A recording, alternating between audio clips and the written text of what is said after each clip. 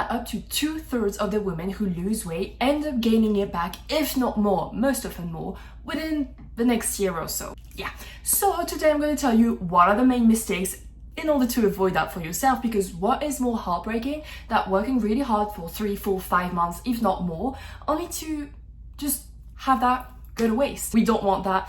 And fun fact, I stay in touch with all of my past clients to see how they're doing. They keep the weight off.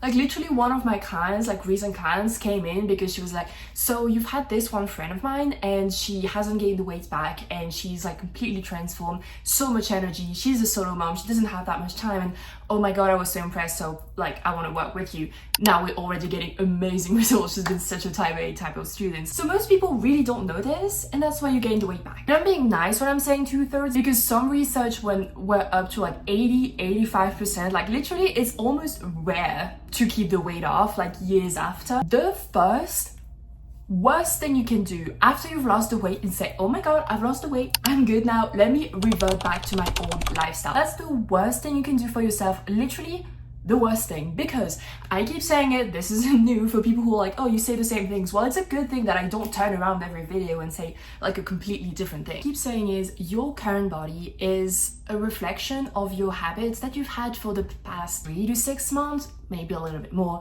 Point being, if you revert back to the lifestyle you had before that, you're gonna revert back to that old body as well. If you eat like shit and if you just don't work out, obviously your body's gonna start reflecting that too. It doesn't mean that you have to maintain a very strict regime for the rest of your life, just because it's easier to maintain that to change. So once you're done, we're gonna get to that soon, you have to figure out like some sort of routine where you eat healthy, when you don't overeat every single day, when you still work out, all of that. Second thing, hating the process. Need I say more? If it makes you miserable, of course you're gonna be so excited to get back to your old lifestyle, get back to no working out because you hate the daily cardio, get back to what you used to eat because you hate your current diet.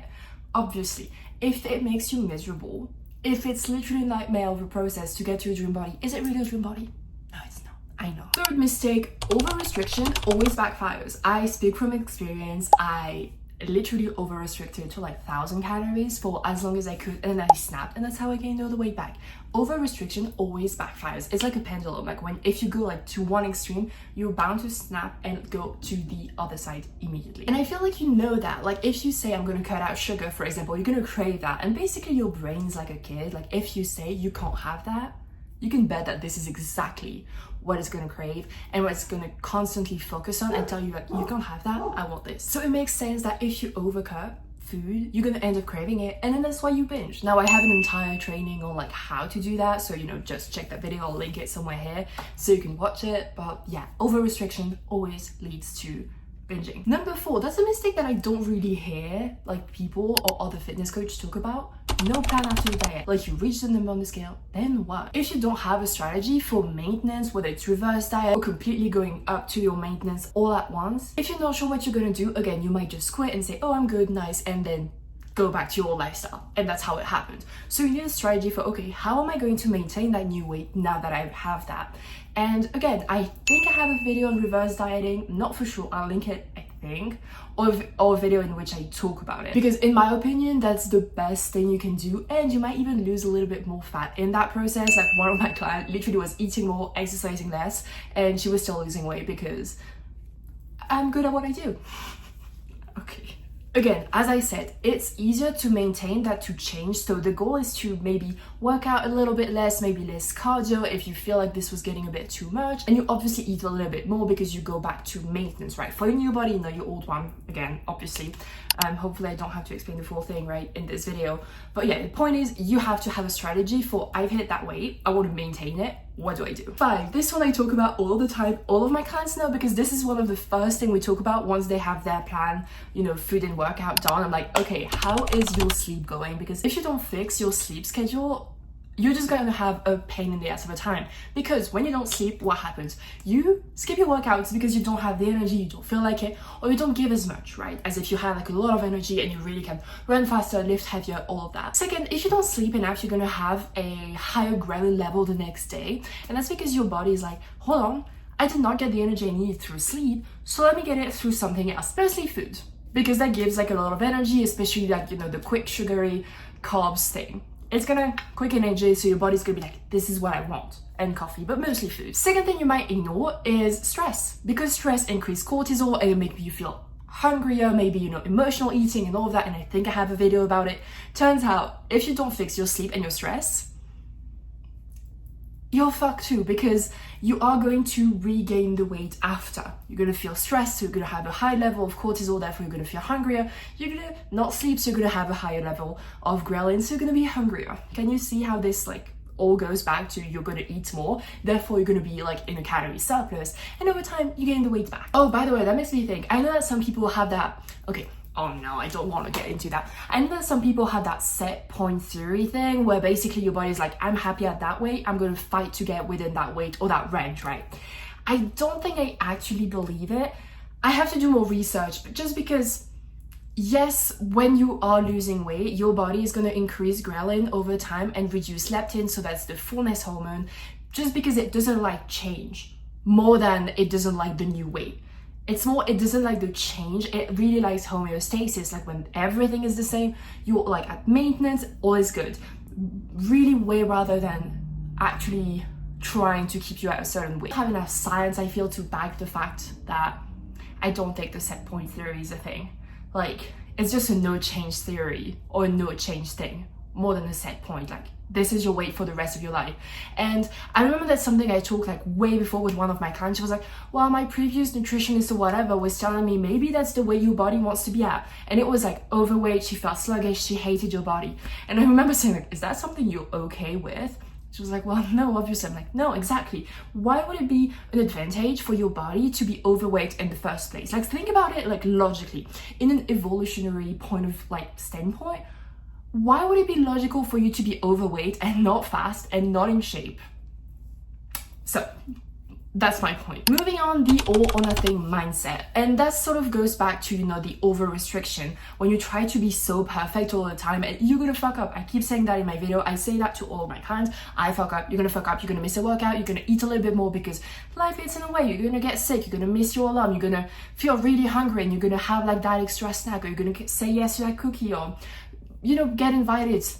Things happen, and what matters isn't the thing that happens, it's how you react to it. So in your mind, if you say, well, I'm all fucked, like whatever, I'm just gonna binge for the whole weekend, I'm just gonna quit, or not, like if I don't have the full hour to work out, I'm not gonna do it, instead of doing like, I don't know, going for a half-hour walk. Like, that's how I see things. If I don't have the energy all the time to go for a 1 hour workout, I'm just gonna do a half-hour walk because it makes me happy, that's movement, I love it. And it's a work in progress. I have a very much like an all nothing mindset, but it's a work in progress. And yeah, if you feel like you have to be perfect all the time, you're setting yourself for failure from the beginning, because you can't be perfect. Like, you are not going to be perfect. And if you plan, what's that quote? Like, unless you plan for failure, no, if you don't, fuck. I'm gonna write it here if I find it, but there is a quote that basically says you want to plan for failure and what you do. And what I do is, okay, this happened, it's okay, what can I do next and what can I learn from that? Because maybe it's because you've scrolled till 1 a.m. Yeah, that's a huge mistake, and you just have to set stronger boundaries and structure to not do it again. 7, we are almost at the end. Over-reliance on cardio. There is this thing called metabolic adaptation. Basically, your body is going to get better at handling the stress that you're putting on it while you're doing the cardio, specifically. So maybe like back 3 months ago, you would spend, I'm gonna say like crazy numbers, just so you get the point, like 400 calories running for half an hour. Crazy numbers, like don't quote me on that. And then now you've adapted to it, it's not as hard, you can breathe a little bit better, you can run like maybe a little bit like easier. You're gonna spend like 200 calories. It's the same distance, but if you over rely on that and just say like, I'm gonna run for half an hour, and you don't try to, you know, increase the speed, don't try to increase the duration, don't try to, you know, do the HIIT workouts and do the strength training, which is so key because that builds and maintain your lean body mass. And muscles are what are most metabolically active, therefore it burns a lot of calories at rest. So if you don't focus on also building muscle, you will be lean, by the way, you will not get bulky.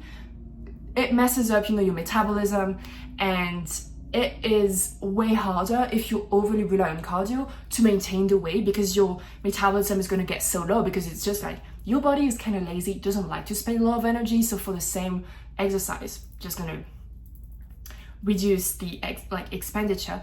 Whereas if you do strength training, you're going to build muscle a little bit, so you're going to have that lean body, and you're going to increase your metabolism, or at least stabilize it so you don't like kill it basically. And lastly, as I always talk about, I keep saying, and that sort of like, you know, nicely wrap it up, because it goes back to the first point, which is it has to be an identity shift. If you think that it's just a like 12-week program and not who you are now, someone who exercises, someone who eats well, has their sleep in check, you know, tries to reduce their stress, you're bound to, again, go back to that old lifestyle, because that old lifestyle is you, not the current one.